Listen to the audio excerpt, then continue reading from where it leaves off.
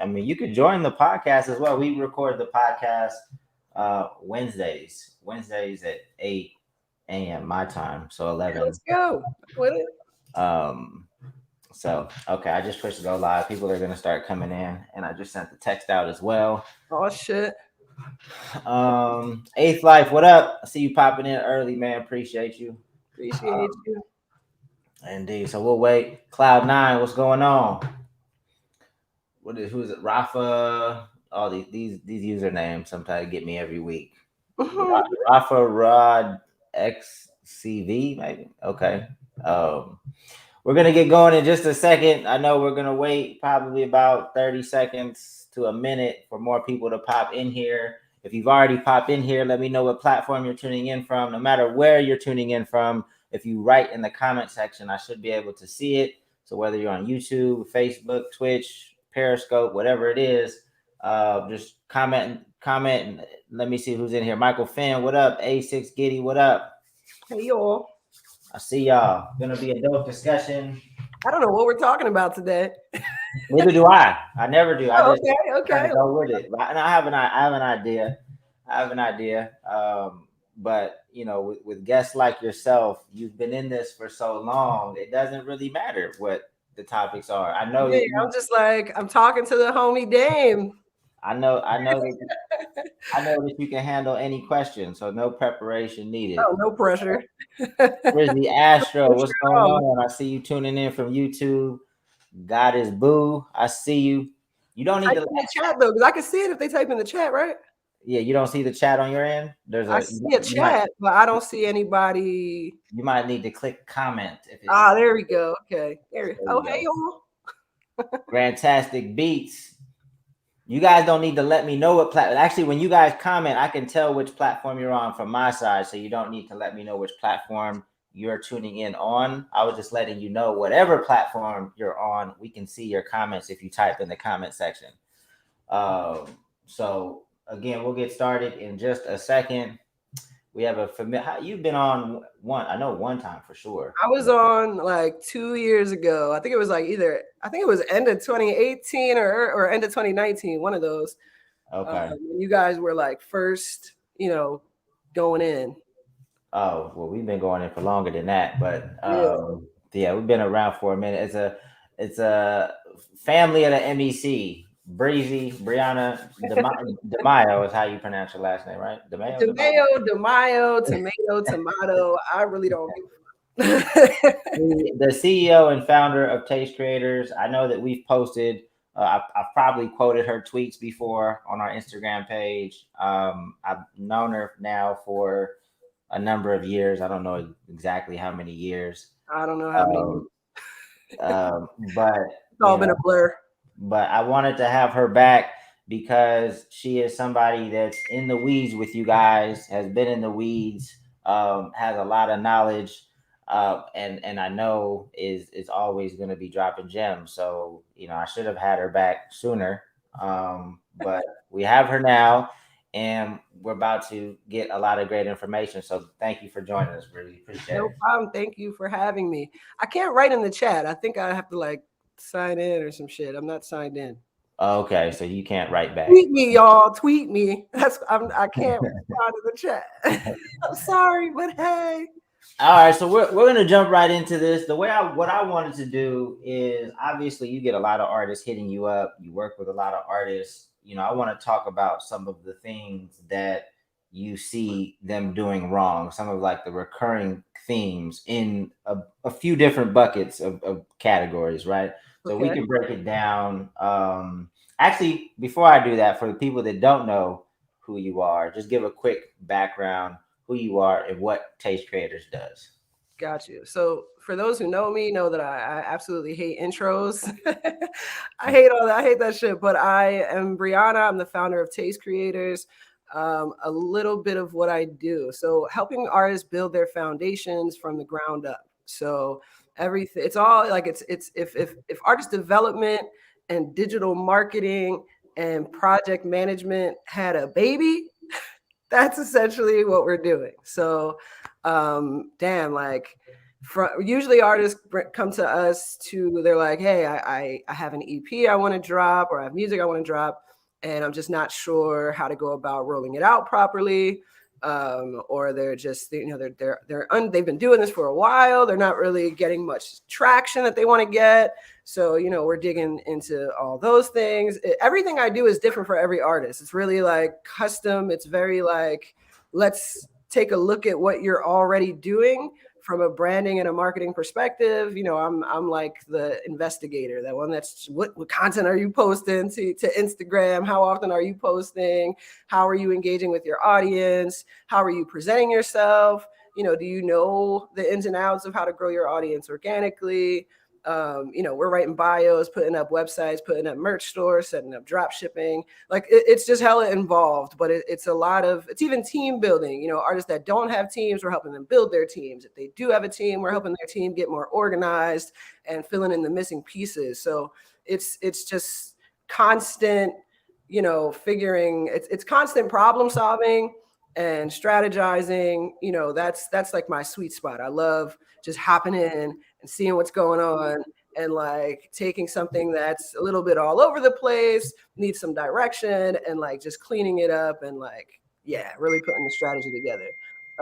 As far as background goes, I'm a little older. I'm about to be 35, and I say that I feel young as hell, but a lot of the people in the music industry that I talk to are like 24, 22.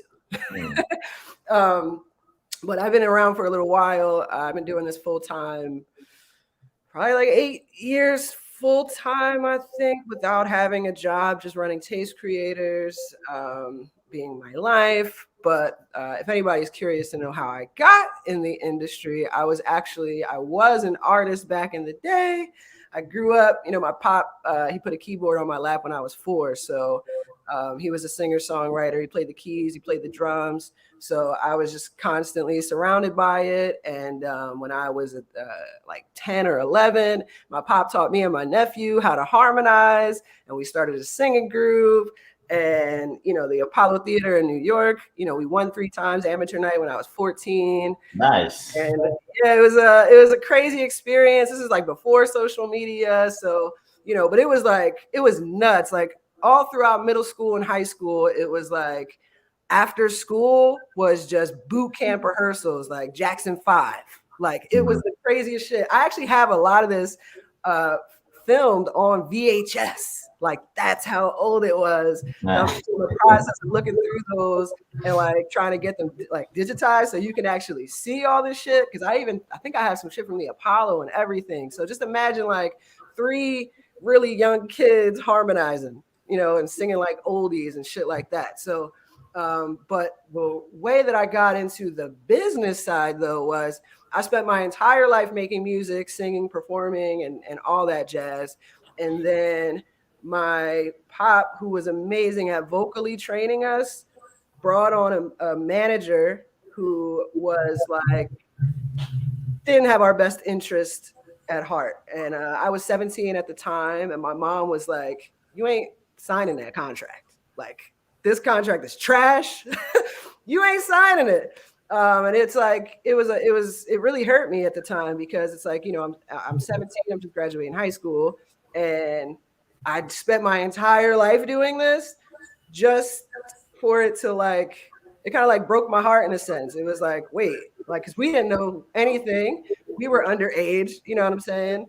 And just, to be in bad hands, and, it was not fun. So I got out of music on the creative side when I graduated high school, and got into real estate for a few years, which taught me a whole lot and actually helped me transition into starting my own company. Because, in real estate, my first job was a salary job, but then I got into like commission based, which was really, really dope, because that helped me start Taste Creators. Well, it was exclusive public at the time. But I just, long story short, I took a couple years off from the music. My nephew stayed in it. He was still singing and performing and things like that. And once music is in you, it kind of never leaves.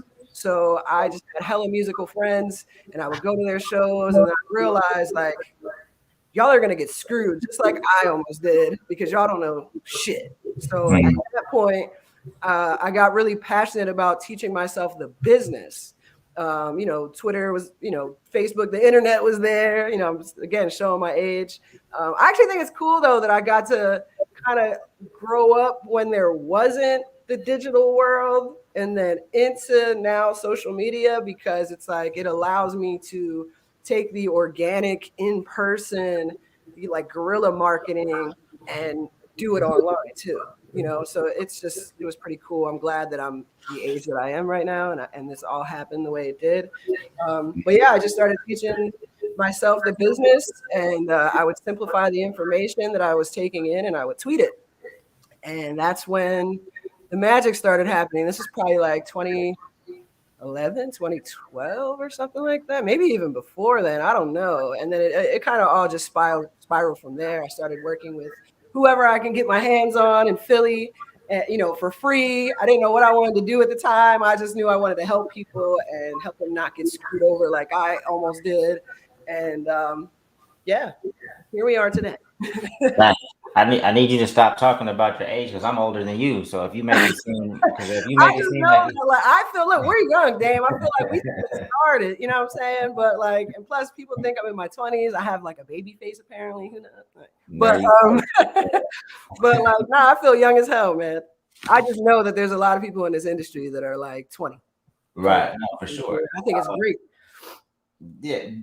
Do you like manage anyone? Are you interested in like actually managing artists? Is that so? Yes and no.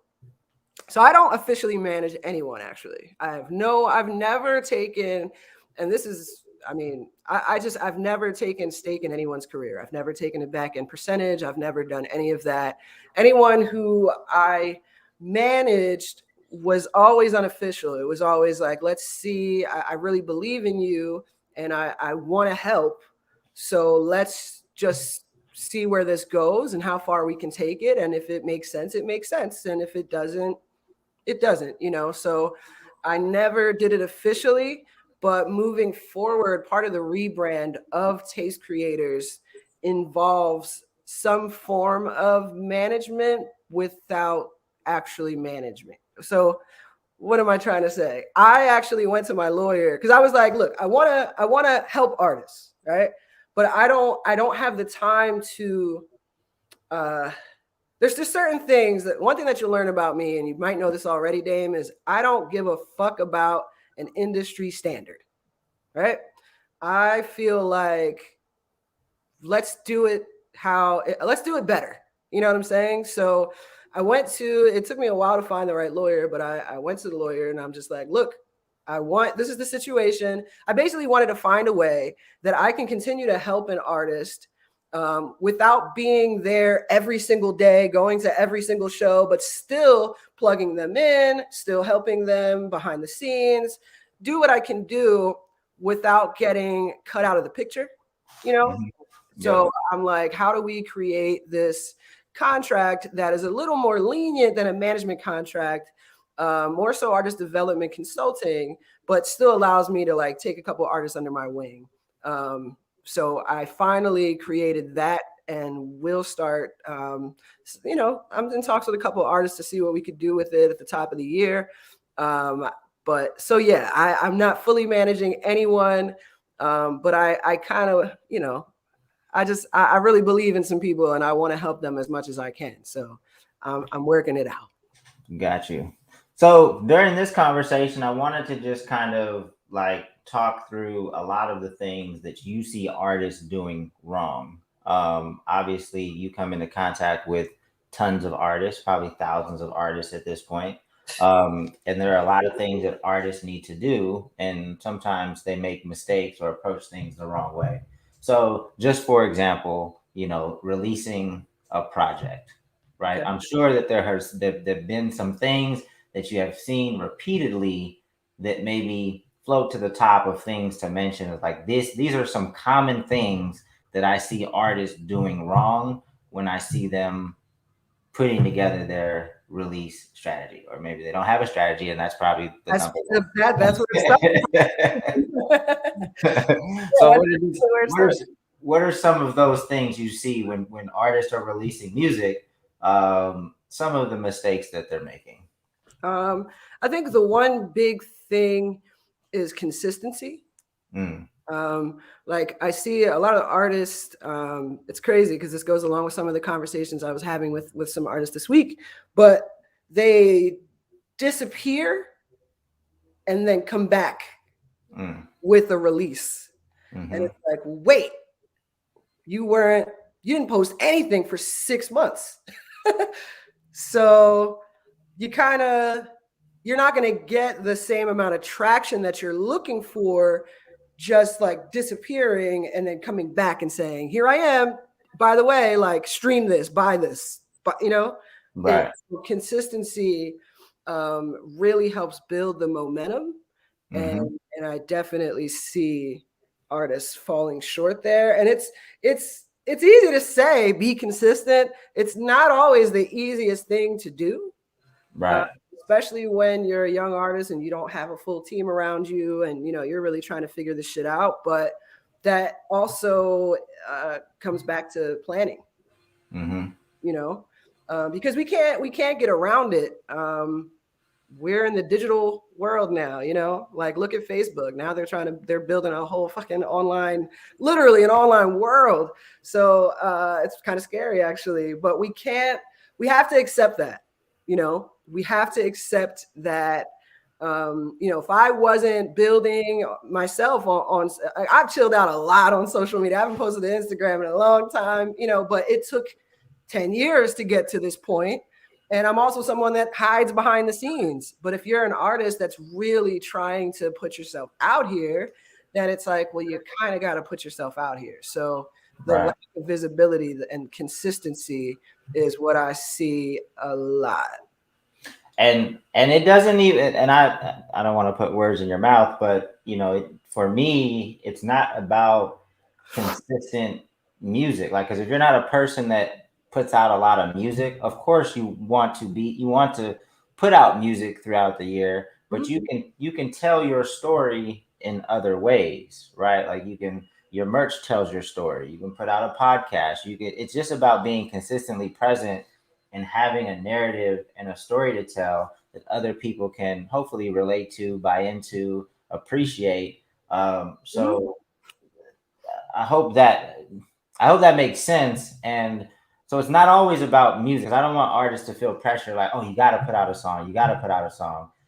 You may not have to put out a song, but you have to be present and you have to. Yeah, it's exactly. I mean, don't get it twisted. Nowadays, you probably do have to release a little more music. You know what I'm saying? A lot of the times, like I would rather, if you're an artist that doesn't really have a following like that, instead of trying to drop a 10-song project, like drop 10 songs, but not as a project. Like let people get a feel for you, so maybe take those 10 songs that you were going to put in a project and say, hey, I'm going to drop this month and one next month, and kind of do a whole rollout. You might even end up dropping more than 10 songs, but it's marketing is psychology, so you really have to think like, what are people are they going to be more willing to listen to a full body of work from someone that they don't know right away? You kind of got to figure out it's a mental game that you're playing. It really is. You have to study like what makes people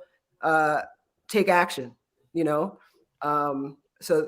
yeah, that's another thing. Like you have to be consistent. It isn't just with the music releases, but there's like 5 million artists out there now, right? It's like 60,000 uploaded.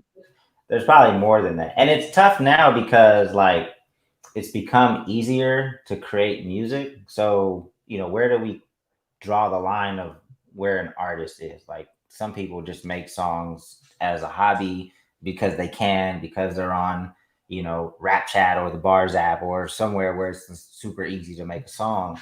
So there's definitely millions of artists out there. So it's like knowing that, right? You have to kind of think like, well, what's going to make me stand out, and you have to build trust with your audience, right? Because there is so many artists and so much music coming out. It's like, well, why should someone pay attention to you? Right.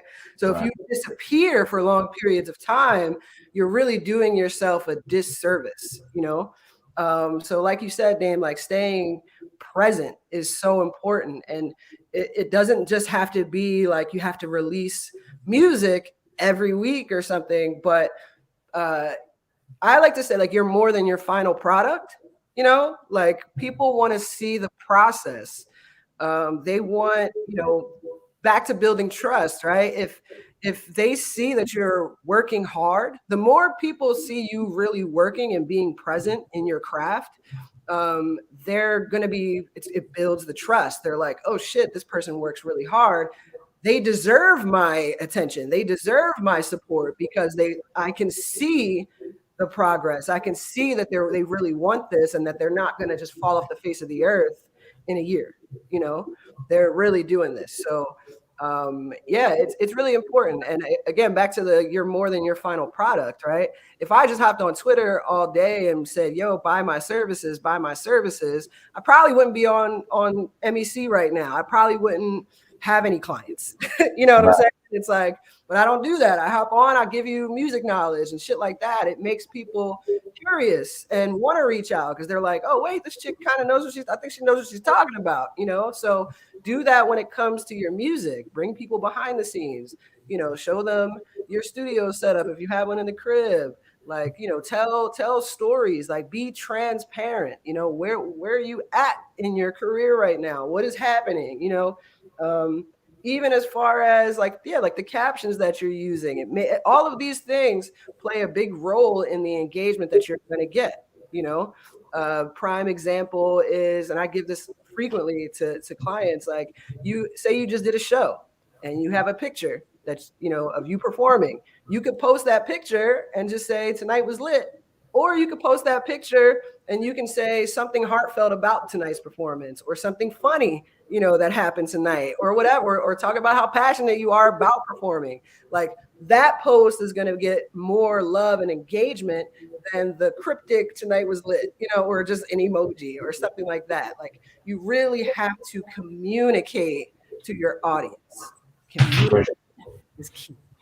For sure. And then I also see a lot of people falling short, like post release, like because I see artists that just kind of maybe post a song one time and have, you know, grand expectations. Is that some of the stuff that you've seen too, like post release? What are some of the things that artists have dropped the ball on?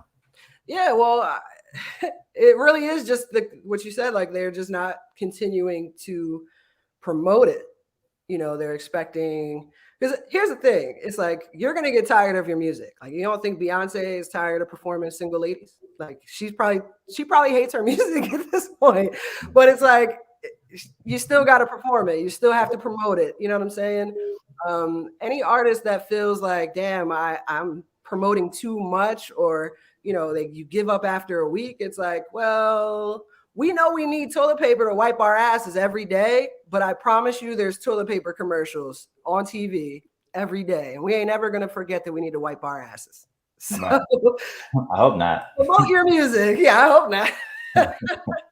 Because really only about like, I don't know, what is it, like 5 to 10% of people see one post at a time at this point, you know? So there's just so many other ways to go about it. Like, yeah, you might feel like you're promoting too much if you're just posting the same fucking clip into oblivion, you know, have multiple pieces of content that you can post. Therefore, you're not just promoting the same thing over and over and over again, and then you feel like a broken record. Yeah. One of the things that has worked for us, like both when I ran Funk Volume and even with the comedians I work with now, is just like series of content or something that you do maybe even just annually that can resurface every single year. There's a sketch that Big Jaw did called Petty Purge. It's a parody of The Purge. So now, like, it's one of my favorite videos from him. So every Halloween, like, it resurfaces because it's funny. So, you know, I think thinking further along than just like the next week, but like a content series that can live over years, right? So it's like, how does this next single fit into my years long strategy? How does my next project fit into this larger strategy, as opposed to like, you know, just seeing kind of the next week But series work really well. Also because if there's like, if you know that it's episode 4 or series 4, then if you like 4, then obviously there was 3. So people go back Yep. to 1, 2, and 3 if they caught on the 4th one. Yeah. Repurpose your content, resurface the content, even when it comes to like any press that you've received or just anything that got a lot of traction or, a decent amount of traction that you feel more people need to see. Like there's articles that I wrote 5 years ago that still bring me business today. That's still, people still hit me up off of. And that's something that I'll just repurpose, so yeah, just keep it going. You gotta post more content. Like Right. bring us again. Like another thing is your social media, like artists are like, yo, I need help with my rollout. But it's like, what are you posting leading up to the rollout? Because there's a difference between like regular engaging lifestyle content, that are brand building, community building versus rollout content. It's like showing people the behind the scenes and I don't know, post a fucking picture of you and your cat. You know what I'm saying? Like people want to get to know you a little bit of who you are, what you're about. I feel like that stuff always helps people like bring them closer to the music, For sure. So speaking of social media, what are some things like if you go like when you're doing maybe like a social media audit? I'm assuming that you've done that all the time before. So right when you go to an artist's Instagram, what are some of the things that you're looking for? Or what are some of the common things that you think artists are missing when it comes to social media? All right. Basic shit. This is like all easy shit, right? Little things that make a big, big difference. Make sure all of your @names are the same. Because you have to think like I want to be easily searchable, right? And there's plenty of times where an artist will follow me on Twitter, but then I won't be able to find them on Instagram, or they'll look like, or I'll follow them on Instagram, but then I'll try to find them on Twitter and they look like a totally different person. So big part of branding is like beating people over the head with the name. Like when I first came up with Taste Creators, I didn't even think it was going to be available.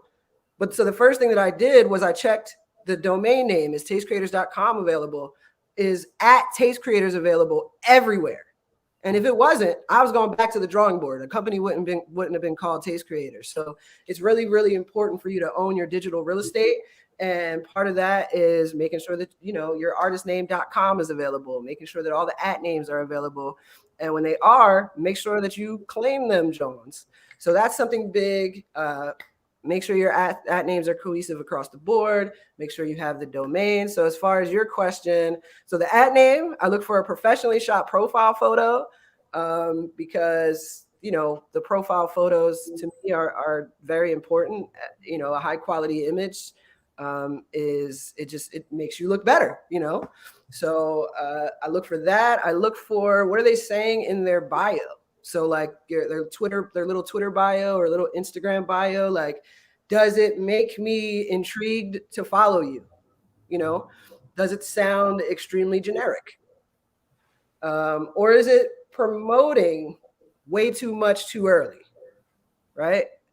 Now, I'm not saying that you shouldn't promote yourself or your latest release in your Twitter bio or your Instagram bio per se, but think about it like you're trying to grow your audience, right? If you were at a gas station and you just met somebody and then 2 seconds later they turn around and they ask you for something, you're gonna be like, bro, I just met you. Like, what? Yeah. You're gonna thinking they're weird, but artists do this all the time.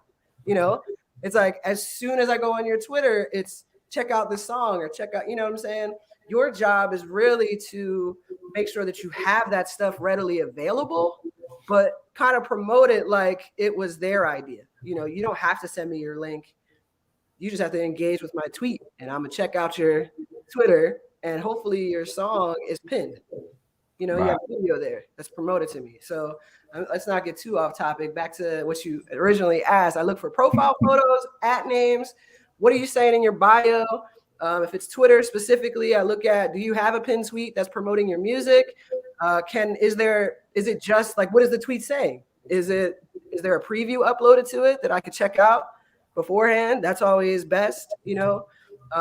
What link do you have in your bio? That's another thing that I look at. You know, if you just have a Spotify link, well, I use Apple Music. I'm an Apple Music person, so I can't click there. You know what I'm saying? So like, use a link tree or a smart URL. You have to think, you know, in the marketing world, it's like funnels, right? It's like what's the fan journey going to be like, right? So a lot of artists, they're like, well, I want people to be able to check out my latest release, my biggest project, I want them to be able to buy some merch. I want them to be able to check out my press that I've done.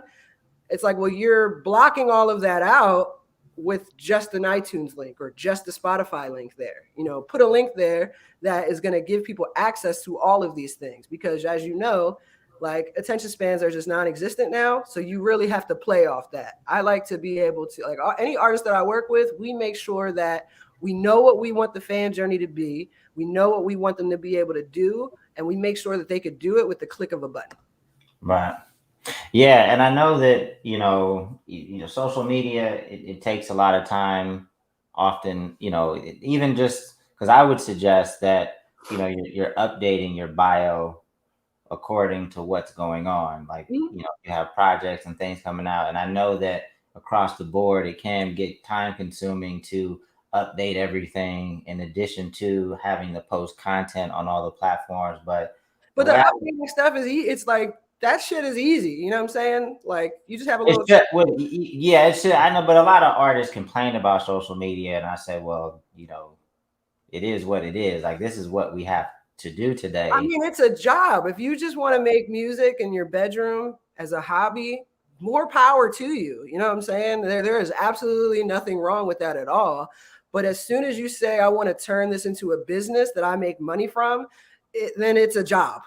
You know what I'm saying? And it's like, I'm not saying that the passion for the music goes away at all. I'm not saying that. The music, at least to me, is still always number one in my book. But at the same time, you are running a business. So, you think I feel like doing half the shit that I have to do? No, I would rather I'd rather be in the studio with an artist right now. Well, no, I love being with you, Dave. But you get what I'm saying? Like, I don't want to have to tweet. I don't want to have to do, just like artists, I don't want to have to do a lot of the shit that I have to do, but I have a business to run and I want to help artists. So it's like, right. You kind of weigh your options and just understand that if the goal is this, it's not going to be fun all the time. I am going to have to put in work, and self-discipline is really key.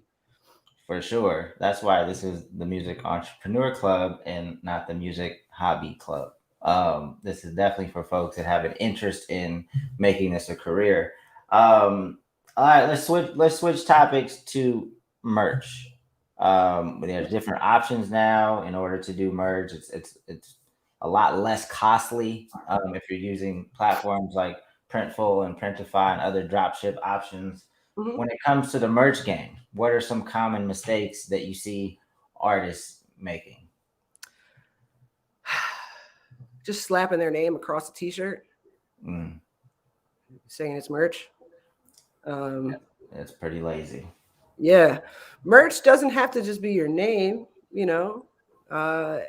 it could be a cool saying or a lyric or something like that. Overall, make merch that, like, I like to create merch that, actually, two different types of merch, right? I like to have the regular cheaper stuff that maybe does have your logo or something on it, or your name, depending on the brand that you've built.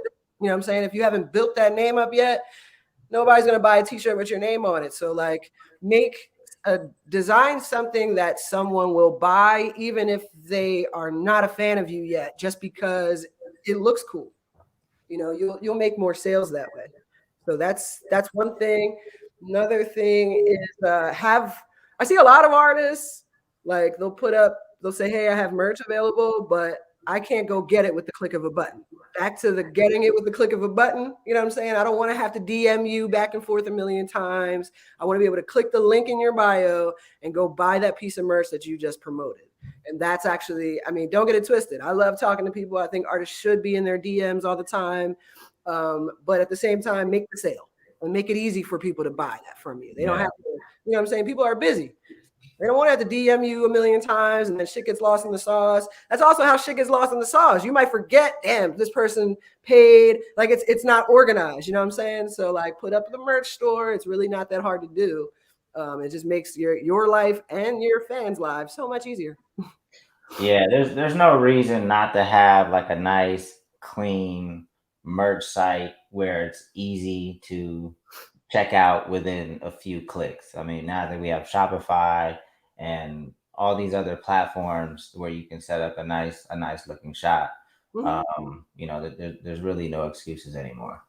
All right, let's go to the live show. I don't know if you've been to any live shows recently, but people are getting back out there now, and the live show is crucial if you want, if you want touring to be a part of your revenue stream. Yep. What are some of the things in the live show that you see artists kind of falling short in? Just winging it. You know, when I first got on here, remember when I was telling you my background, I said every single day after school, it was like boot camp, Jackson 5 type rehearsals. You know, you got to learn breath control. You got to learn mic control. You know, we used to have to like jump up and down and run around while singing. You know, it's not that easy. It takes time to build your stamina. You know, you really have to rehearse your live show. You know, you want people to love your live show so much that they go tell everybody else about it. And they're like, yo, hell yeah, I want to pay $50+ for this ticket to see you. You know, you really got to put on a show. So don't just get up there and be like, you know what, I'm going to just rap over my vocals or whatever. Put on a show, because if you can do that, you're going to fucking stand out, you know? And then you can, get into touring and all that stuff. So definitely my biggest thing is like, don't just wing it, like really rehearse the shit out of your live show. Even teach yourself, like when you do perform, or even like at your rehearsals, like film it and watch it back, see, do you enjoy your own performance? Show it to your family. Do they enjoy, like, really just put a lot more care and effort into the live show. That's the biggest thing.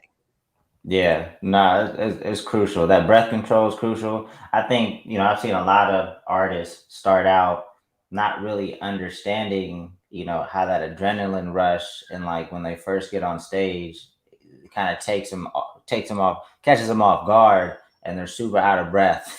like out of breath, or like they don't know how to like get the crowd interaction. They're not talking to the crowd. You know what I'm saying? Like, you have to control the energy in the room. Mm-hmm. And the more you could do that, the better. But it definitely takes time and practice.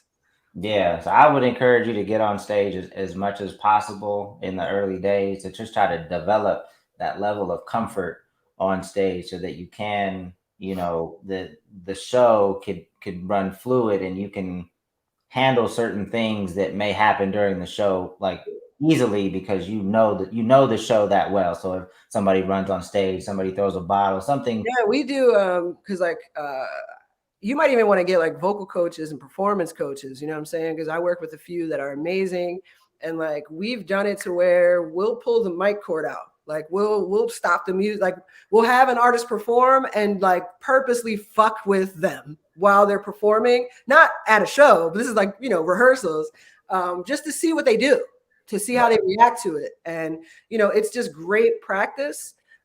Because like you said, then you know what to do. You know what I'm saying? When something goes wrong, and yeah, you can still be professional about it and you don't fuck up the show. Yeah, the live show is crucial. There's a lot of, fortunately these days, we live in a time, because before, or just the general public thinks that artists have to tour, right? And there are some artists that are in deals, probably major label deals, where most of the money comes from touring, or they have to get their money from touring because the deals are lopsided, and that's just is what it is. But fortunately, because there are a lot of artists that don't want to tour, or get anxiety, or there's some kind of barrier to touring. And we live in a time now where there's so many different revenue streams that it's possible to have a healthy career without touring if touring is Yeah, not. you gotta like the cool thing about being an artist nowadays is like you can kind of create your own path based on where you see yourself. You know what I'm saying? So if you don't want to be that big touring artist, then maybe you should focus more on getting your music licensed, you know, for film and TV, stuff like that, behind the scenes, you know, or you know, do some background vocals or, you know, like find shit, you know, be a writer, just focus on getting in the sessions and meeting people that way and writing for others. You know, there's a lot of different paths that you could take that, you know, maybe were not available back in the day. Yeah, and the last thing you want to do is like commit to something that you're not capable of executing, right? So if you're not a people person, like if you don't, if you get like say you can perform, like I think Summer Walker has some issues with anxiety and things like that. So as if she commit to a performance, I definitely wouldn't have her do a meet and greet if that's something that she's not comfortable with. So you just kind of need to know yourself. Right. Know yourself. Get out of your comfort zone. Definitely want to encourage you to get out of your comfort zone. But if it's something that you truly can't do, don't set yourself up for failure. Yeah. Cool. I also so got about 19 minutes left. I definitely want to allow you guys to ask some questions as well. So maybe I'll ask one more question. But the way you ask a question is just type it in the comments. So no matter what platform you're watching this on, if you type the questions in the comments, we'll get to as many as we can before we wrap up. And I'm not trying to be rude, y'all. Like, I cannot respond in the comments because my dumb ass didn't sign in. So, like, I'm not trying to be rude. I can't respond. So just tweet me at BreezyB215. Yeah, well, DMs. let me put that in the comments. It's Breezy. What is it? It's Twitter is at Breezy, the letter B 215. The letter B 215. That it is Breezy B 215. There's no underscore, nothing. No underscore, nothing. Okay. And I was gonna change it to Brianna DeMayo, but then like on my old website, I had like all these Twitter testimonials, so I was embedding my tweets. And when I changed the @ name to Brianna DeMayo, all of the links were broken and none of them showed up. So I changed it back to BreezyB215, and now somebody else has at Brianna DeMayo, and they blocked me. Damn. I'm like, I was wondering that because you were obviously it's important for artists to have consistency across platforms. I wasn't gonna call you out. At Taste Creators though.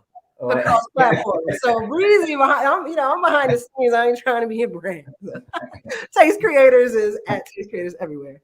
But as you see, I also put Brianna DeMayo as my name though on Twitter. So I made up for it a little bit. I still come up in the search results, but yeah, I got fucked over. Keys to the Game asked, when can we get another Taste Creators Artist Development Weekend? So actually let us know what that is, and then let us know if another one is happening. Damn. Yeah, shout out to him, man. I see him. He's out here. So when we get a space, so the artist development program, we did two.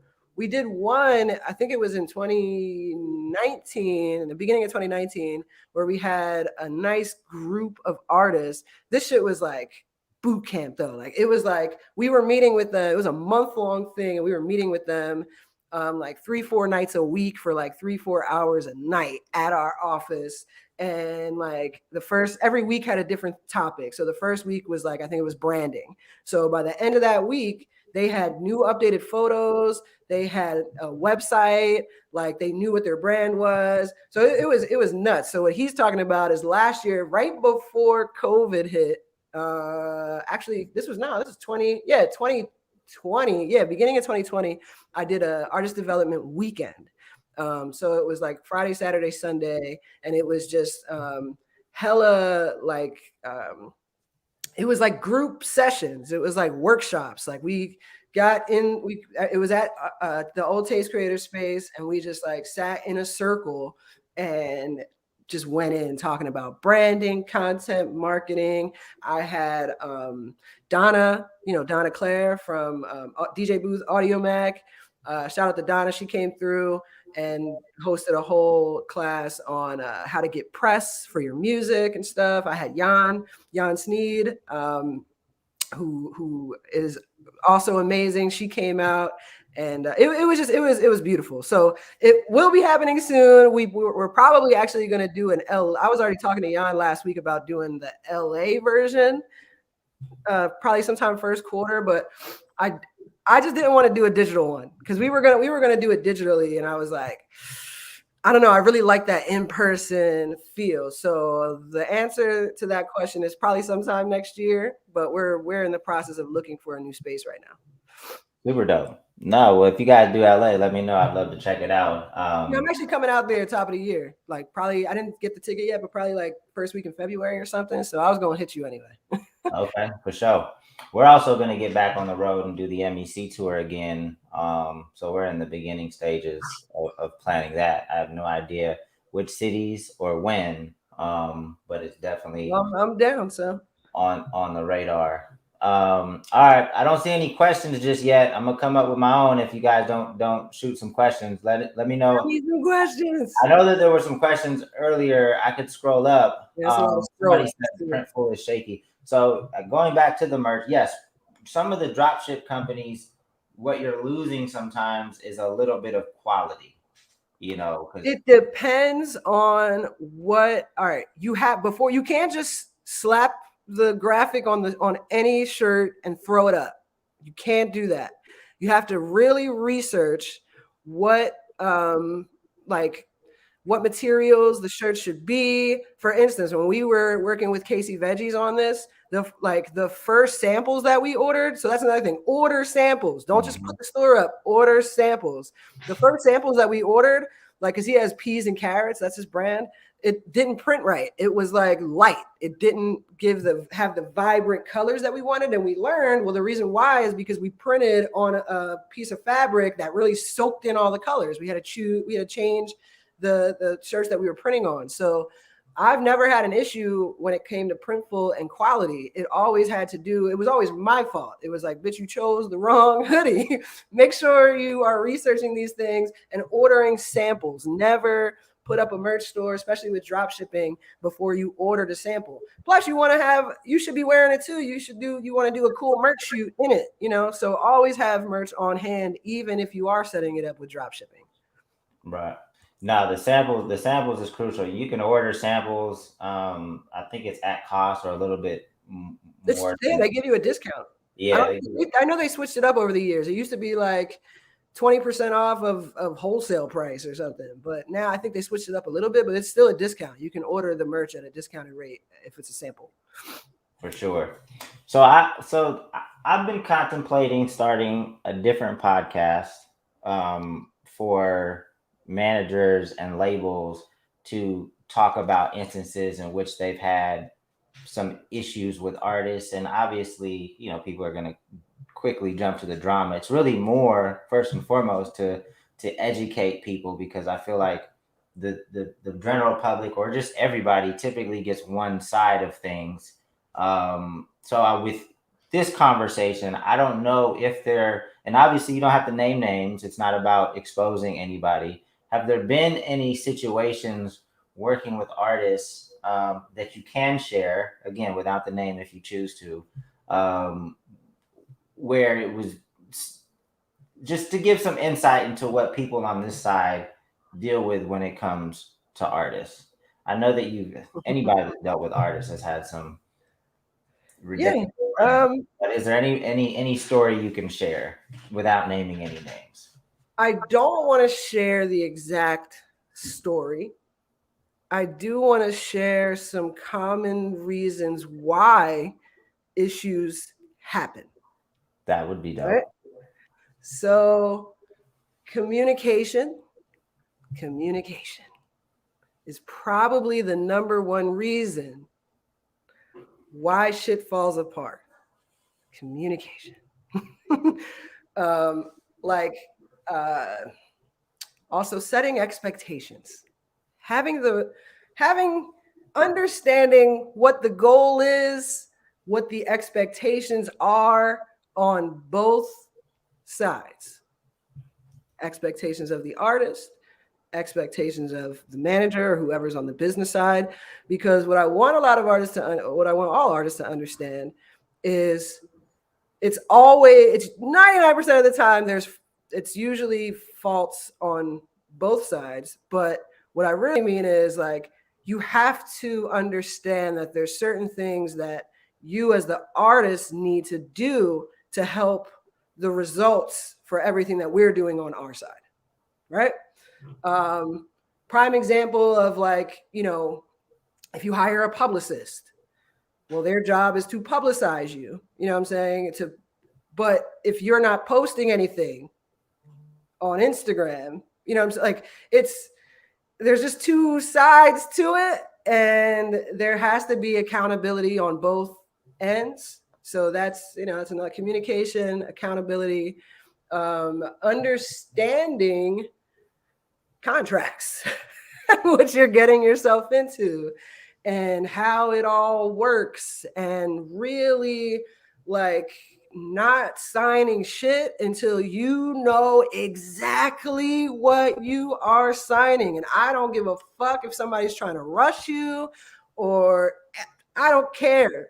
Don't fucking sign anything until you can read it like the back of your hand. And another thing I wanted to clear up, artists, there's like this thing where artists feel like, well, I can't afford a lawyer. You can afford a lawyer.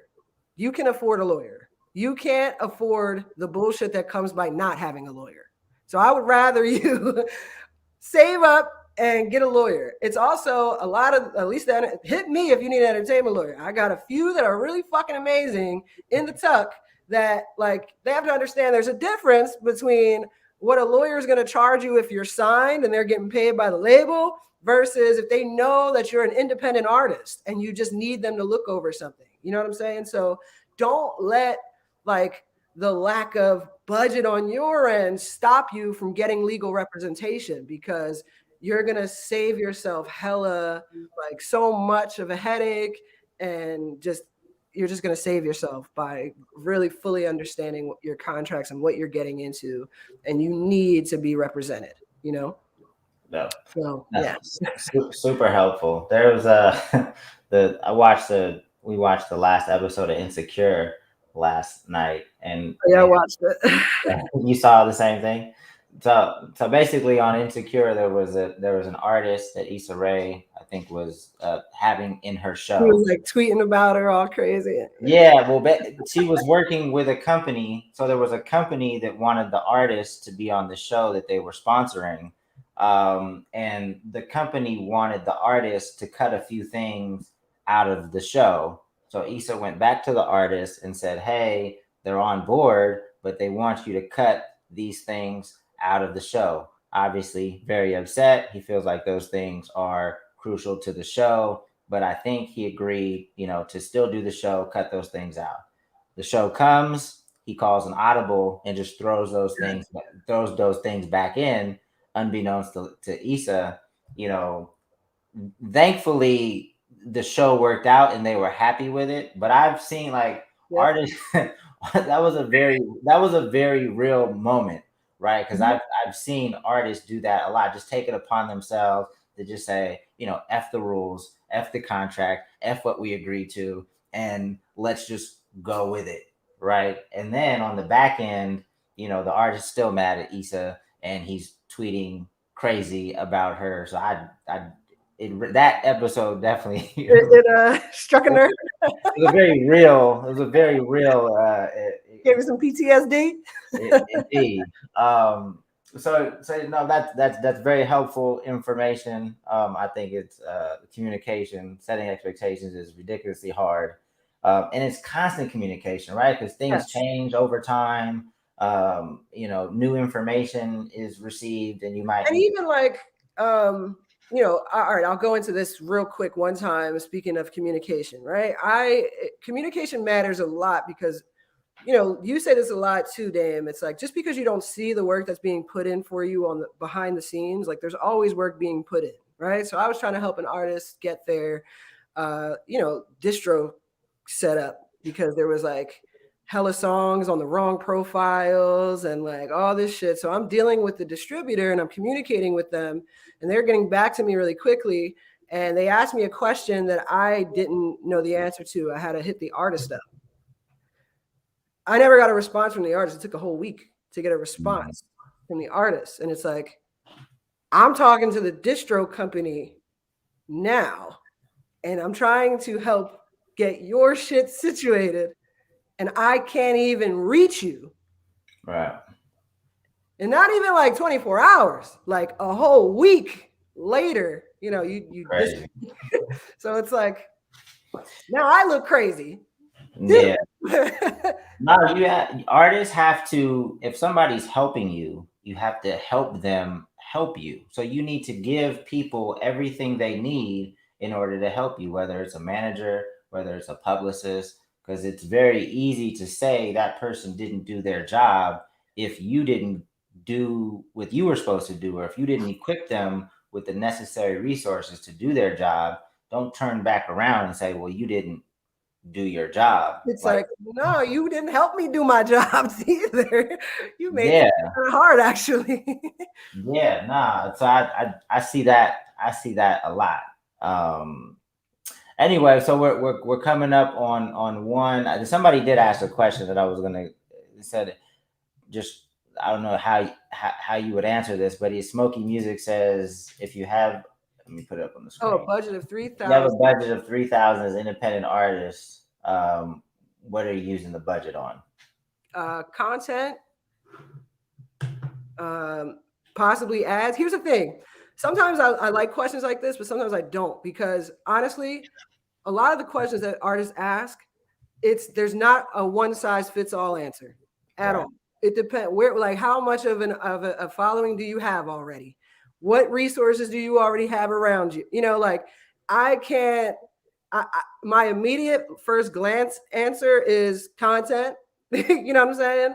And ads and stuff like that. But like, it might be different for you. So that's something that, like, if we work, if you want to work, we can work. I could look into your stuff, but I don't really feel confident answering that because it's so specific to the artist situation.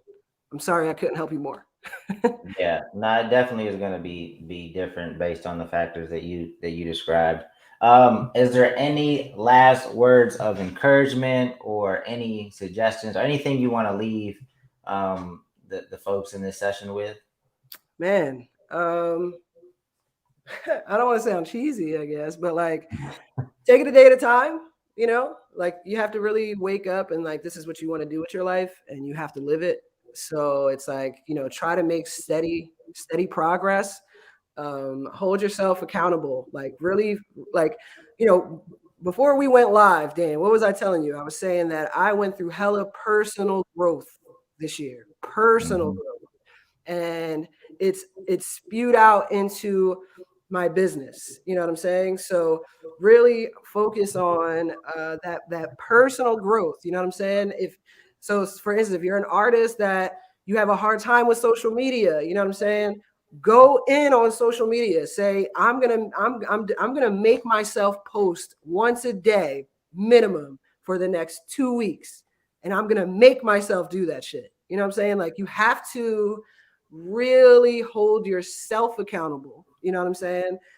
Because when you start to do that and you start to take the reins yourself and get results for yourself, that's when people are going to start flocking to you. You know what I'm saying? People want to hop on a moving train.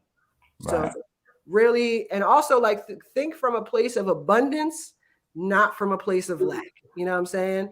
It's not that you don't have the budget. It's that you ain't trying to get the budget. Like, you know what I'm saying? You have to look at it in a better way. You know what? It's not that I don't have the budget. It's that I'm not prioritizing enough. You know what I'm saying? Right. I'm spending way too much on eating out, like food, going to restaurants, or like, really think, what are my goals here? You know what I'm saying? And focus on, like, write down those steps that you need to take and hold yourself accountable. That's really, really big. Hold yourself accountable. I'm holding myself accountable every day.